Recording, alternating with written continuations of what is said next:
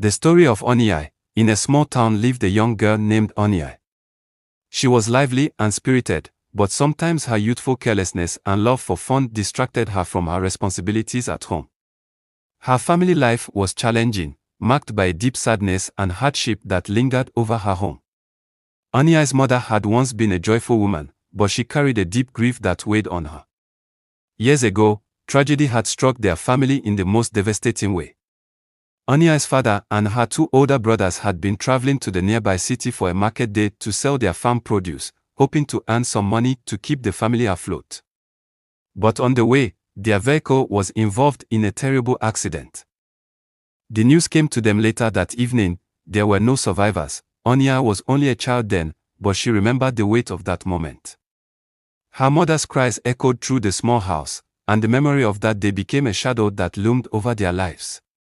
With their breadwinners gone, Onyii and her mother faced severe hardship.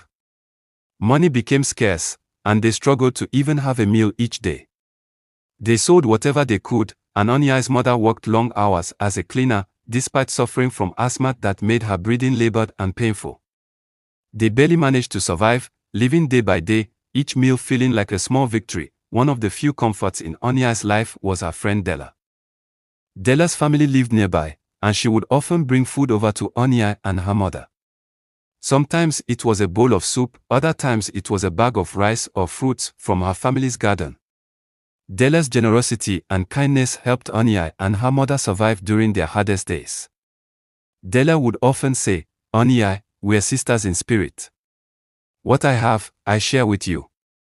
When Onyii came to her mother's side, she could see the pain and distress in her mother's eyes. Her mother handed her some money, her voice faint. "Onyii," she whispered, "go to the market quickly. Buy me a new inhaler, I can feel an attack coming. Be quick, don't take more than 30 minutes. I'll try to hold on until you return." Onyii nodded and promised to hurry, but as she left the house, she thought of her friend Della. She decided to go by Della's house and ask her to come along, thinking it would make the trip more enjoyable. Della agreed but wasn't ready to leave just then. Onyii waited, watching Della get her things together, telling herself it would only be a few more minutes. But the minutes stretched into nearly an hour before they finally set off. By the time they reached the market, bought the inhaler, and returned home, Onyii had been gone far too long. As Onyii walked into the house, she immediately sensed something was wrong. She heard faint, labored gasps coming from her mother's room. Panic flooded her heart, and she rushed in, inhaler in hand, only to see her mother struggling for breath, her face pale and eyes wide with fear. Onyii hurried to give her mother the inhaler, but it was too late. Her mother, desperate and weak, looked up at Onyii with heartbreak in her eyes. She whispered with her last breath, "Onyii, I needed you. You chose your friends over me. You have caused me to die alone. May you never find true happiness until you repent." And with those words, her mother took her final breath. Onyii fell to her knees, consumed by grief and guilt. She had failed the one person who had sacrificed so much for her. Years passed, but the weight of her mother's curse lingered heavily over Onyii. She tried to find happiness, but nothing seemed to go right. Whenever a man came to seek her hand in marriage, something strange would happen. Just as they were about to wed, Onyii's face would change, becoming twisted and monstrous, terrifying her suitor. Time after time, Onyii was abandoned at the altar, her heart breaking anew with each rejection. Her mother's curse was inescapable. 20 years of loneliness and sorrow passed.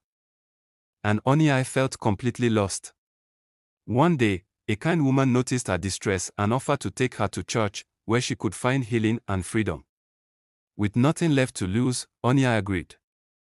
At the church, the pastor listened to her story and opened the Bible to Exodus 20 verse 12, "Honor your father and your mother, so that you may live long in the land the Lord your God is giving you."